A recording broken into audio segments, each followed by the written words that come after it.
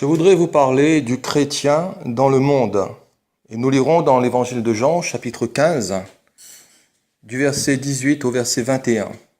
C'est Jésus qui parle, il dira « Si le monde vous hait, sachez qu'il m'a haï avant vous. Si vous étiez du monde, le monde aimerait ce qui est à lui. Mais parce que vous n'êtes pas du monde, et que je vous ai choisi du milieu du monde, à cause de cela le monde vous hait. Souvenez-vous de la parole que je vous ai dite. Le serviteur n'est pas plus grand que son maître. S'ils m'ont persécuté, ils vous persécuteront aussi. S'ils ont gardé ma parole, ils garderont aussi la vôtre. Mais ils vous feront toutes ces choses à cause de mon nom, parce qu'ils ne connaissent pas celui qui m'a envoyé. Le chrétien dans le monde. Quand nous considérons ce chapitre 15 de l'évangile de Jean, il nous est parlé de la relation des croyants avec Jésus au travers de l'image du cep et du sarment. Du verset 12 et au verset 17 de ce même chapitre, il nous est parlé de la relation des croyants entre eux. Et Jésus dira, je vous donne un commandement, c'est de vous aimer les uns les autres. Dans notre lecture ici, il nous est parlé de la relation des croyants maintenant avec le monde. Et ici, Jésus dira, si le monde vous hait, sachez qu'il m'a haï avant vous. Si vous étiez du monde, dira le Seigneur, le monde aimerait ce qui est à lui. Mais parce que vous n'êtes pas du monde, et que je vous ai choisi du milieu du monde, à cause de cela, le monde vous hait. Nous constatons ici une chose, c'est que les relations que nous avons avec Christ et avec la famille de Christ sont toutes différentes de celles que nous pouvons avoir avec le monde. Et le monde ne déteste pas seulement le Christ, mais le monde aussi déteste tous ceux qui suivent le Christ, tous ceux qui lui appartiennent, tous ceux qui ont fait alliance avec lui et qui ont cru dans son sacrifice et qui lui ont dévoué leur vie. La parole nous dit que ceux qui veulent vivre pieusement en Jésus seront persécutés. Si vous étiez du monde, le monde aimerait ce qui est à lui. Mais parce que vous n'êtes pas du monde et que je vous ai choisi du milieu du monde, à cause de cela, le monde vous hait. Si vous étiez du monde, dans quel monde sommes-nous? Nous sommes dans un monde déchu. Et la Bible nous dit qu'à l'origine, Dieu avait fait un monde parfait. Mais voyez-vous, le péché est entré dans le monde et par le péché, la mort. Par un seul homme, le péché a fait son entrée dans l'humanité. Et le péché a atteint toute la race humaine. Par une seule offense, la condamnation a atteint tous les hommes. Et tous, nous dit la Bible, ont péché et sont privés de la gloire de Dieu. Il n'y a pas de juste, pas même un seul. Tous les hommes sont égarés, tous sont pervertis. Il n'en est aucun qui fasse le bien, pas même un seul, nous dit la parole. Dans quel monde sommes-nous? Nous sommes aussi dans le monde du diable. Et l'apôtre Jean dira, nous savons que nous sommes de Dieu et que le monde entier est sous la puissance du malin. Nous savons que nous sommes de Dieu et que le monde entier gît sous la puissance du diable. Et selon la Bible, il n'existe que deux sortes de personnes dans ce monde. Il existe les fils de Dieu et les fils du malin. La Bible nous dit que quiconque est né de Dieu ne pratique pas le péché, parce que la semence de Dieu demeure en lui, et il ne peut pécher parce qu'il est né de Dieu. C'est par là, nous dit la Bible, que se font reconnaître les enfants de Dieu et les enfants du diable. Dans quel monde sommes-nous? Nous sommes aussi dans un monde inimitié contre Dieu, dans un monde qui s'oppose à Dieu à cause de son état d'esprit, à cause de son influence, à cause de ses désirs, à cause de toute sa proportion mal. Et la Bible nous dit que celui qui veut être ami du monde, il se rend ennemi de Dieu. Celui qui veut être ami de ce monde, il s'oppose directement à Dieu, il se rend directement ennemi du Seigneur. L'apôtre Jean dira même que si quelqu'un aime le monde, l'amour du Père n'est point en lui, car tout ce qui est dans le monde, la convoitise de la chair, des yeux, et l'orgueil de la vie ne vient point du Père, mais vient du monde. Et le monde passe, et sa convoitise aussi passe. Mais celui qui fait la volonté de Dieu demeure éternellement. L'amour du monde, l'amour de ses plaisirs, l'amour de ses joies, de ses fêtes, de ses ripailles, de ses sens, de ses propositions indécentes. Voyez-vous, toutes ces choses emmènent les gens loin de Dieu. Toutes ces choses séparent l'homme de Dieu, le péché, l'iniquité, la convoitise des yeux, l'orgueil de la vie, la séduction des richesses. Si quelqu'un aime le monde, l'amour du Père n'est point en lui. Jésus est venu dans le monde pour rendre témoignage de la vérité. Il dira que quiconque est de la vérité écoute ma voix. Et la voix de Jésus, c'est la voix de la vérité. C'est la voix du salut, de l'espérance, de l'espoir et de l'avenir. N'écoutez pas n'importe quelle voix. Dans ce monde, il y a tant de courants, tant de voix, même de voix religieuses, de voix de mensonges, de faux prophètes, de faux apôtres, de faux docteurs, de faux enseignants, de fausses églises. Mais Jésus a dit, quiconque est de la vérité, écoute ma voix. Et Jésus est venu dans ce monde pour rendre témoignage à la vérité. Quelle voix écoutes-tu? Cherche à connaître la voix de Jésus, ce bon berger. Jésus t'emmènera dans de verts pâturages, il te dirigera près des eaux paisibles. Il restaurera ton âme, il saura te consoler, il saura te faire du bien, il saura toujours t'édifier, te fortifier et t'emmener dans des voies qui sont des voies de sécurité. Jésus est venu pour rendre témoignage dans le monde et il est la lumière du monde. Dans Jean 8, il dira, je suis la lumière du monde et celui qui me suit ne marchera pas dans les ténèbres, mais il aura la lumière de la vie. Mais celui qui ne le suit pas marchera bien sûr dans les ténèbres. Si nous suivons Jésus, nous marcherons dans la lumière. Et la lumière viendra éclairer notre vie comme une maison où toutes les portes sont closes, où toutes les fenêtres sont closes. Mais voyez-vous, quand Jésus rentre dans notre cœur par le Saint-Esprit, quand nous entendons sa voix au travers de la prédication, de la parole ou d'un témoignage, alors nous sommes convaincus de péché par le Saint-Esprit et nous commençons à ouvrir la porte de nos cœurs, la porte de notre maison. Seigneur, il frappe à la porte de notre cœur et si quelqu'un entend sa voix, il entre. Le Seigneur va venir, il va venir souper avec toi et toi avec lui. Si tu ouvres la porte de ta maison, le Seigneur viendra. Notre vie est comme une maison fermée. Il suffit d'ouvrir une porte et la lumière commence à entrer. Notre vie est comme une maison fermée, close. Il suffit d'ouvrir deux portes et la lumière va entrer davantage. Puis les fenêtres et le Seigneur viendra s'installer de plus en plus en nous, établir son règne, son quartier général. Il va venir dans le salon, il va venir dans la cuisine, il va venir dans la chambre à coucher. Et voyez-vous, sa maison, c'est nous. Pourvu que nous retenions fermement jusqu'à la fin la ferme espérance dans laquelle nous nous glorifions. Malheureusement, les hommes ont préféré les ténèbres à la lumière. Et la lumière, lui, dans les ténèbres, mais les ténèbres ne l'ont point reçu. Non seulement la majorité des Juifs ont refusé le Christ, le Messie, mais voyez-vous combien de ceux qui ne veulent pas de cette lumière. Dans notre monde, dans notre société, pourtant nous parlons de Jésus, pourtant nous jetons le filet en plein eau, pourtant nous interpellons les hommes dans leur conscience pour qu'ils se repentent, pour qu'ils n'aillent pas en enfer, pour qu'ils sortent de ce grand boulevard, de ce chemin large et spacieux qui mène à la perdition. Et la Bible nous dit qu'il y en a beaucoup qui entrent par là. Mais les hommes préfèrent les ténèbres, les hommes préfèrent le mensonge, la sorcellerie, l'adultère, la fornication, l'iniquité, la bassesse, la pourriture du péché. La Bible nous dit que le Seigneur jugera le monde pour sa malice, pour sa pédophilie, pour ses meurtres, pour ses homosexualités, pour sa violence. Si Jésus est la lumière du monde, Jésus est aussi l'agneau de Dieu qui ôte le péché du monde. Jésus n'avait ni beauté ni éclat pour attirer nos regards et son aspect n'avait rien pour nous plaire. Il a été méprisé et abandonné des hommes rejetés, voyez-vous, même par sa famille, par ses proches, par son environnement. Même ses disciples l'ont abandonné à l'heure la plus difficile et douloureuse pour le Christ, l'heure de la croix. Jésus, cet homme de douleur qui a été rejeté de ce monde, il était habitué à la souffrance et nous n'avons fait de lui aucun cas. Cependant, nous dit la Bible, ce sont nos souffrances qu'il a portées. C'est de nos douleurs qu'il s'est chargé et nous l'avons considéré comme puni, frappé de Dieu et humilié. Mais il était blessé pour nos péchés, il était brisé pour nos iniquités, et le châtiment qui nous donne la paix est tombé sur lui. Et c'est par ces meurtrissures que nous avons été guéris. La croix. Sur cette croix, Jésus a tout accompli pour nous. Il a été brisé pour tes péchés. Jésus a pris tous tes péchés dans son corps, le jugement du péché, pour que tu ne sois plus là, jugé par le Père, pour que tu ne sois plus condamné. Christ a tout accompli. Accepte l'œuvre de Christ. Crois dans le sang du Christ. Tu ne peux t'approcher du Père que par le sang du Christ, uniquement par la grâce, uniquement par le moyen de la foi, dans le sang du Christ, dans les mérites du Christ. Le Seigneur a tout accompli sur la croix pour toi. Crois-le. Paul dira dans Galates 6, pour ce qui me concerne, loin de moi la pensée de me glorifier d'autre chose que de la croix de notre Seigneur Jésus, par qui le monde est crucifié pour moi, comme je le suis pour le monde. Le monde était un cadavre pour Paul, comme Paul était un cadavre pour le monde. Et il y avait vraiment une séparation dans la vie de Paul.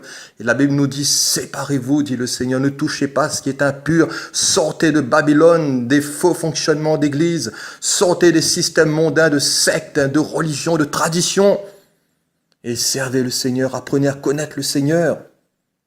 Le royaume de Dieu n'est pas de ce monde. Et à Pilate, le Seigneur lui dira, mais mon royaume n'est pas de ce monde.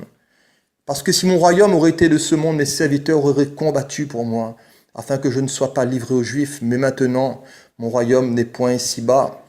À ces religieux, le Seigneur dira, vous, vous êtes d'en bas, moi, je suis d'en haut. Vous, vous êtes de ce monde, mais moi, je ne suis pas de ce monde. Et Jésus n'est pas venu pour livrer quelques combats charnels sur cette terre.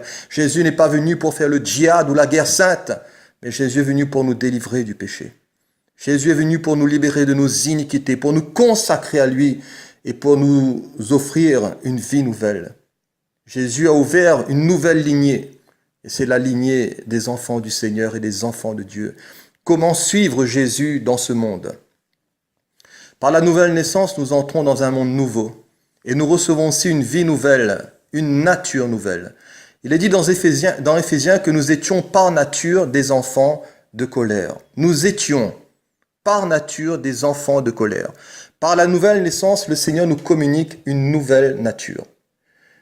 La plupart des croyants et des chrétiens n'ont pas compris ce qu'est la nouvelle naissance. Pourtant, ils sont nés de nouveau. Pourtant, ils ont reçu Jésus dans leur cœur. Pourtant, ils se sont repentis, ils ont pleuré, ils ont ressenti dans leur âme toute la peine qu'ils ont fait au Seigneur lors de leur conversion. Et Christ est venu habiter dans leur cœur. Mais voyez-vous, ils n'ont pas compris au fond d'eux-mêmes ce qu'est la nouvelle naissance. La nouvelle naissance, c'est tout simplement une régénération de notre esprit. Si quelqu'un est en Christ, il est une nouvelle créature. Voici les choses anciennes sont passées et toutes choses sont devenues nouvelles. Toutes choses sont devenues nouvelles dans mon esprit, dans ton esprit. Et le Saint-Esprit vient recréer notre esprit à neuf. Cet esprit qui était coupé de Dieu, qui était vivant dans la mort. Comme l'esprit de tout homme, les gens sont morts mais ne le savent pas parce que leur esprit est coupé de Dieu. Mais Dieu veut recréer notre esprit à neuf, à son image. Et bien que le péché, voyez-vous, continuera d'habiter dans nos membres en tant que croyants, mais le péché n'est pas notre nature nouvelle. Notre nature nouvelle, elle est sainte. Notre nature nouvelle, elle est pure. Elle a été recréée à l'image de Dieu dans une justice et une sainteté que produit la vérité. Et le péché nous ment en nous faisant croire que c'est nous. Et voyez-vous, dans notre nouvelle nature, il n'y a pas l'ombre de péché, parce que nous avons été recréés à l'image même de Christ. Notre vieille nature, notre vieil homme, notre vieil esprit, notre esprit ancien a été enseveli, englouti dans la mort de Jésus, par notre baptême en sa mort, pour que nous ressuscitions à une vie nouvelle. Nous possédons maintenant un esprit nouveau dans un vieux corps, et le Seigneur nous a déjà ressuscités spirituellement, mais pas encore corporellement. Dans Colossiens 3, il est dit, si donc vous êtes ressuscités avec Christ, cherchez les choses d'en haut où Christ est assis à la droite de Dieu. Affectionnez-vous aux choses d'en haut et non à celles qui sont sur la terre. Il est dit aussi qu'il nous a ressuscités ensemble et nous a fait asseoir avec Christ dans les lieux célestes. Tout ce qui est né de Dieu triomphe du monde. Et la victoire qui triomphe du monde, c'est notre foi. Comment suivre Jésus dans ce monde? Tout simplement par la foi. Paul dira dans 2 Corinthiens 5 que nous marchons par la foi et non par la vue. La foi, c'est le Seigneur qui dépose ça dans notre cœur. Et tous ceux qui ont la foi sont fils de Dieu. Parce que nul ne peut être justifié par la loi de Moïse, par les commandements de l'Ancien Testament. Mais nous sommes justifiés par la foi, par la grâce, par le moyen de l'œuvre de la croix, dans l'obéissance du Christ qui nous impute sa justice sans les œuvres. Aux Galates, Paul leur dira que vous êtes tous fils de Dieu par la foi en Jésus. Et si tu confesses de ta bouche le Seigneur Jésus, et si tu crois dans ton cœur que Dieu l'a ressuscité des morts, tu seras sauvé. Christ habite dans nos cœurs par la foi. Et il nous faut aussi conserver ce mystère de la foi dans une bonne conscience. Paul lui-même, à la fin de sa vie, pourra dire « J'ai combattu le bon combat, j'ai achevé la course et j'ai gardé la foi. » Il a su garder le bon dépôt et il a su garder la parole du Seigneur dans son intégralité. Comment suivre Jésus dans ce monde? Tout simplement en prenant courage. Jésus a dit que vous aurez des tribulations dans le monde. Mais prenez courage, j'ai vaincu le monde. Le Christ a vaincu le monde pour nous. Et à la croix, le Seigneur a dépouillé les dominations, les autorités, les principautés, le prince de la puissance des ténèbres, le prince de ce monde de ténèbres. Et le Seigneur a tout accompli pour nous. Celui qui est en nous est plus grand que celui qui est dans le monde. Et nous n'avons pas reçu l'esprit qui vient du monde, mais nous avons reçu l'esprit de Dieu. Quelles sont les responsabilités du chrétien dans le monde ? Nous avons des responsabilités vis-à-vis de Dieu, vis-à-vis de notre semblable, de notre prochain, vis-à-vis de nos familles, de notre femme, de nos enfants, de nos familles, vis-à-vis aussi de la société et des autorités. Et nos responsabilités sont larges et c'est un domaine aussi qui est vaste et nous avons bien besoin de la grâce de Dieu, que le Seigneur nous aide. Lui-même, il a dit, je t'instruirai, je te montrerai la voie que tu dois suivre, je te conseillerai, j'aurai le regard sur toi. Dieu veut nous aider en tant que chrétiens dans cette société à assumer nos responsabilités. Avec notre femme, notre mari, peut-être que quelqu'un a une femme ou un mari difficile, voyez-vous, mais la Bible nous demande d'aimer notre femme. La Bible nous demande d'aimer notre mari, quelle que soit la situation, la condition. Dieu a de la haine pour le divorce. Et malheureusement, combien de couples chrétiens, dans combien d'églises, des gens qui se marient, qui se redivorcent, qui se remarient, qui se redivorcent, qui font 2 ans, 3 ans avec une ou avec un, et qui rechangent à cause d'un mauvais caractère ou à cause d'une difficulté. Certains même dans des églises sont divorcés, voire remariés 3 ou 4 fois. Voyez-vous, aux yeux du Seigneur, c'est quelque chose qui n'honore pas le Seigneur. Dieu a dit que j'ai de la haine pour la répudiation, pour le divorce. Dieu nous aide et Dieu nous donne les grandes lignes concernant nos responsabilités, avec aussi notre employeur. Et le témoignage du chrétien aussi peut être aussi un témoignage d'obéissance et de souffrance. La Bible dira, serviteurs, soyez soumis en toute crainte à vos maîtres, non seulement à ceux qui sont bons et doux, mais aussi à ceux qui sont d'un caractère difficile. Car c'est une grâce que de supporter des afflictions par motif de conscience envers Dieu quand on souffre injustement. Si on supporte la souffrance lorsqu'on fait le bien, c'est une grâce devant Dieu. Si on supporte la souffrance lorsqu'on fait le bien, c'est un privilège, c'est une promotion devant le Seigneur et c'est à cela que vous êtes appelés. Parce que Christ aussi a souffert pour vous, vous laissant un exemple afin que vous suiviez ses traces. Le témoignage du chrétien doit être conforme au témoignage de Christ. Lui qui, dans la bouche duquel il ne s'est point trouvé de fraude, lui qui injuriait ne rendait point d'injure, lui qui maltraitait ne faisait point de menaces, mais il s'en remettait à celui qui juge justement. Le chrétien dans le monde. Le Seigneur ne veut pas nous ôter du monde, mais il veut nous préserver du mal. Jean 17, le Seigneur dira, je leur ai donné ta parole. Et le monde les a haïs parce qu'ils ne sont pas du monde comme je ne suis pas du monde. Je ne te prie pas de les ôter du monde, Père, mais de les préserver du mal. Le Seigneur veut nous préserver du malin. Le Seigneur veut nous préserver de l'influence des démons, du diable, de la puissance de la chair, du péché. Le Seigneur veut nous préserver de l'esprit du malin. Je ne te prie pas de les ôter du monde, mais de les préserver du mal. C'est le Seigneur qui garde son Église du mal. C'est le Seigneur qui garde ses fidèles. Lui-même a dit, je bâtirai mon Église, et les portes du séjour des morts ne prévaudront point contre elle. Je ne te prie pas de les ôter du monde. Dieu a un travail pour nous dans le monde. Et dans Marc 16, le Seigneur dira, allez par tout le monde et prêchez la bonne nouvelle à toute la création. Celui qui croira et qui sera baptisé sera sauvé, mais celui qui ne croira pas sera condamné. Allez, guérissez les malades, chassez les démons, purifiez les lépreux, ressuscitez les morts. Vous avez reçu gratuitement et donné gratuitement. Cette bonne nouvelle du royaume même sera prêchée dans le monde entier pour servir de témoignage à toutes les nations. Alors viendra la fin. Mais le Seigneur veut que tu sois son témoin. Le Seigneur veut se servir de toi. Le Seigneur a un plan pour toi. Le Seigneur veut travailler ta vie. Il veut te modeler. Il veut te consacrer. Il veut consumer ta vie pour lui. Ne gaspille pas ta vie. Apporte-la sur l'autel de Christ. Laisse le Saint-Esprit consumer ta vie. Laisse le Saint-Esprit faire de toi un témoin puissant pour le Christ. Parce qu'il y a tant de travail à faire, il y a tant de misérables, de rebuts, il y a tant de gens perdus, il y a tant de gens qui sont là assis dans les ténèbres et dans l'ombre de la mort. Le Seigneur va te susciter aussi pour les délivrer. Dans Matthieu 10, le Seigneur a donné aux 12 des consignes de départ et leur a demandé de voyager léger.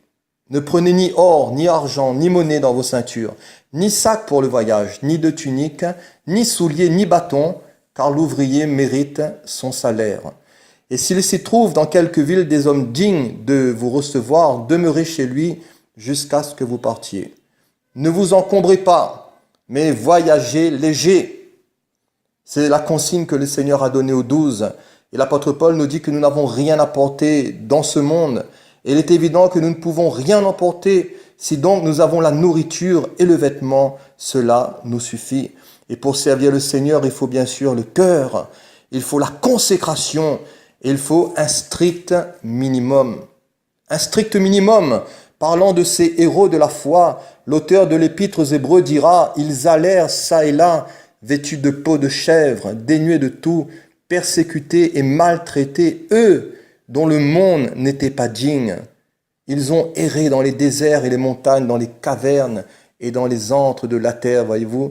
Tous ces héros de la foi ont été aussi rejetés dans leur génération, dans leur époque, parce qu'ils servaient l'Éternel, ils aimaient leur Dieu, et ils ont été là, mis de côté, ils ont été là à errer, et ils n'ont pas été reconnus par le monde, eux dont le monde n'était pas digne.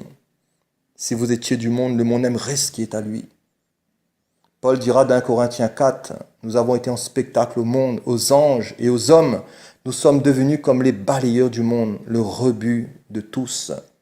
Pour conclure, le chrétien dans le monde, Jésus dira dans Matthieu 28, je suis avec vous tous les jours jusqu'à la fin du monde.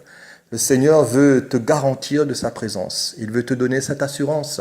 Le Seigneur veut habiter dans ton cœur par la foi, te conduire, te bénir, te préserver de la pollution de ce monde. Tu seras rejeté, tu seras méprisé, même dans ta famille, même par tes proches. Mais cela sera tout à fait logique, cela sera tout à fait normal. Le serviteur n'est pas plus que son maître. Jésus est passé par là et tu devras passer par là. Je devrais aussi passer par là. Cela va dénoter tout simplement notre appartenance à Christ.